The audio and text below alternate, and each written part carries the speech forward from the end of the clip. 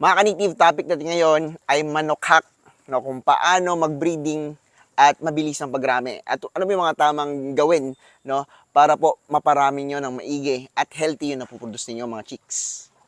Ito pala yung mga Rhode Island Red natin, no. Yan, may mga itlog pa sa baba, oh. Yan, hindi pa ako nakapag-harvest ngayong hapon. Kaninang tanghali nakapag-harvest tayo, ngayong hapon di pa.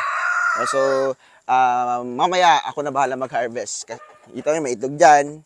May itlog sa pugad, yan, may mga itlog, and may itlog din dito sa yung mga dumalaga, no, na hindi marunong pang itlog, at saka yung mga bagong bili natin na Rhode Island, yan, dito lang sila nangingitlog. Yan, no? So, ano ba yung mga dapat gawin? Yan, unang-una, dapat yung rooster natin, tama yung ratio nila, or tama yung ratio ng hen na ipapares natin sa ating mga rooster. Yung pinapares dito sa mga rooster natin ay 4 na babae. Yan, no? So, kapag meron kang 20 na hen, no, dapat meron kang 5 rooster. Yan. So, 1:4. Ano ba yung mangyayari kapag yung mga hens natin, no, sobrang dami? Halimbawa, isang rooster, meron kang 10 hen, no? Maraming itlog na puproduce, pero marami din po yung baog. So, goal kasi natin dito ay maiwasan po yung mga baog, no? So, dapat dito, maraming itlog at halos lahat may mga similya. Hindi naman masasabi yan na 100% talaga. Pero dapat nandun tayo sa 95% or 98% kung kakayanin, no? Yun yung dapat na goal natin kapag nabibreed. 98% na hatching rate, no? Iba pa yung fertility rate, iba pa yung hatching rate. Siyempre, yung kailangan natin is yung hatching rate talaga. Yan. Kaya dapat gumagamit tayo ng vitamin A, D, E, no? Kasi para yun sa fertility and hatching. Yan, no? Kasi ano natin yung fertile kapag hindi naman nakalabas. Dahil nga mahina yung similya. So useless lang, no? So isa pa sa kinagandahan dito ay ang pangongolekta ng itlog. Yan. Ang pangongolekta ng itlog, 3 times a day ako, no, nangongolekta dito ng itlog, umaga, tanghali, tsaka hapon. Minsan 5 AM, 6 AM, may mga nangingitlog na po dito. Yan. Kasi nga naka-only feeding tayo. Yung isa din sa kinagandahan ko sa only feeding, pagbaba ng manok, no? Minsan kapag medyo maliwanag na, alas 5, kumakain agad sila. Yan. Tapos mga 5:10, 5:20 may nangingitlog na. Ganyan po kabilis, no? Kasi nga yung pagkain po nila andito lang po sa ating feeder. Ito yung kinagandahan ng ating automatic feeder and yung ating only feeding, no? Kasi nga hinayaan natin yung manok na makakain. And kapag busog na po yung mga manok natin, no, nakontento na, yan, no, hindi na po yan sila kakakain. Yun yung kinagandaan din ng only feeding. Yan. No? So, yung mga bago kong rooster dito, no, yung iba nakababa na, meron lang dalawa medyo mahihayin pa. Yung isa nandun, no, yan, yung isa naman andito sa taas. Yan, pero kumakain sila, bumababa lang. Yan.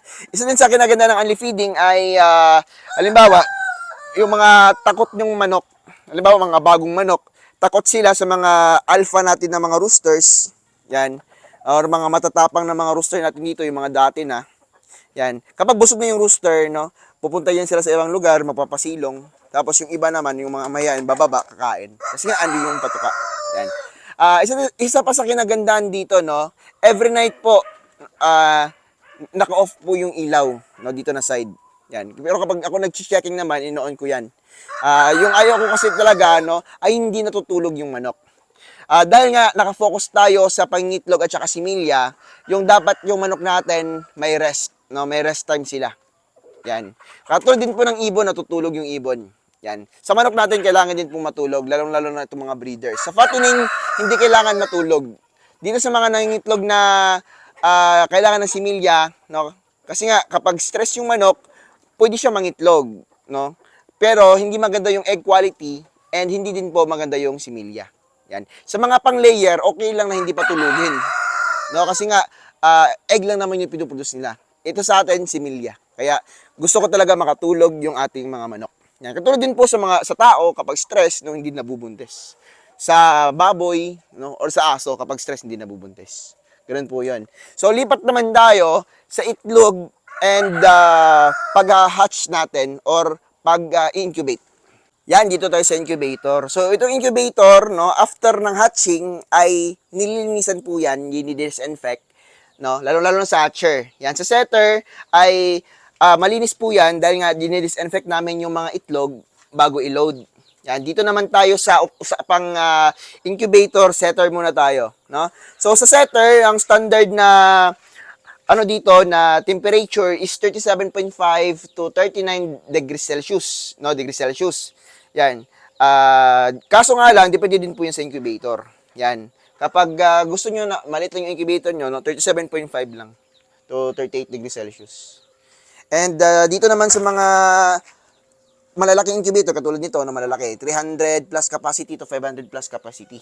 Yan, ito 500 plus capacity yan. So itong 300 plus capacity tsaka 500, yung setting nito no, 39 degrees Celsius, no? Yun po yung kanyang temperature. Yan. Yung bakit nga ba mataas yung temperature natin? Kasi dito sa taas 39 degrees Celsius, pero sa baba, no, kapag bumababa din po yung humidity and bumababa din po yung temperature. Kaya dito 39 degrees Celsius, dito sa baba mga 38.8 yan. Dito pa sa third layer, nasa mga ano yan, mga siguro mga 38.3, no? So not bad na. And within 18 days to 20 days, hatch na po tayo. Ito yung kinagandahan ng ating temperature na mataas. Yan. Namamatay yung similya sa temperature na 41 degrees Celsius or 43 degrees Celsius. Yan, no? So nakatry ako dito, medyo nagkamali yung setting. Yan. Hindi ko masyadong nabantayan. Umabot siya sa 43, no? Pero ilang oras lang naman. Yan, na-check ko, goods pa, buhay pa yung similya. Yan. Pero siguro mga 2 oras lang. No, pero wag nating hayaan mag 24 hours, no, mamamatay po 'yun, maluluto po yung ating itlog. Yan. No, so pinakadelikado 41-43 degrees Celsius. Yan. Buhay pa yung similya kapag nasa 40 degrees Celsius pababa. Yan, no? So wag niyo naman din pong kapag maliit lang yung incubator niyo, wag niyo naman pasobrahan kasi nga kapag 40 degrees Celsius may pag-asa pa po yang magbago or tumaas pa. Kasi nga maliit lang po yung space. Ito malalaki yan, no? Yan. Malaki kasi yan. Dito sa front, maliit lang tignan kasi isang layer lang yung nakita nyo, isang tray lang. Pero 2 tray yan, no? Yan. Yan. So, yung humidity naman, kapag malalaking incubator, yan, 60 to 75. Yan. Same dun sa hatcher, 60 to 75 din. Yan.